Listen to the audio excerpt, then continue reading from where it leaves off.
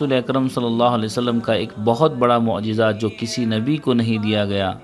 یعنی شق قمر، چاند کے دو ٹکڑے ہو جانا۔ شعب ابی طالب میں جس کی تفصیل انشاءاللہ کبھی آپ کے سامنے عرض کی جائے گی، جہاں پر آپ کو قید ہونے پر کفار اور مشرکین نے مجبور کر دیا تھا، رسول اللہ صلی اللہ علیہ وسلم صرف حج کے ایام میں اس قید کے زمانے میں باہر آئے۔ تو ایک مرتبہ جب آپ صلی اللہ علیہ وسلم باہر تشریف لائے تو ابو جہل سمیت بہت سارے مشرکین نے آپ صلی اللہ علیہ وسلم کو یہ کہا کہ اگر آپ سچے ہیں تو اس چاند کے دو ٹکڑے کر دیں۔ یہ واقعہ حدیث کی صحیح کتابوں میں متواتر موجود ہے، یعنی بہت ساری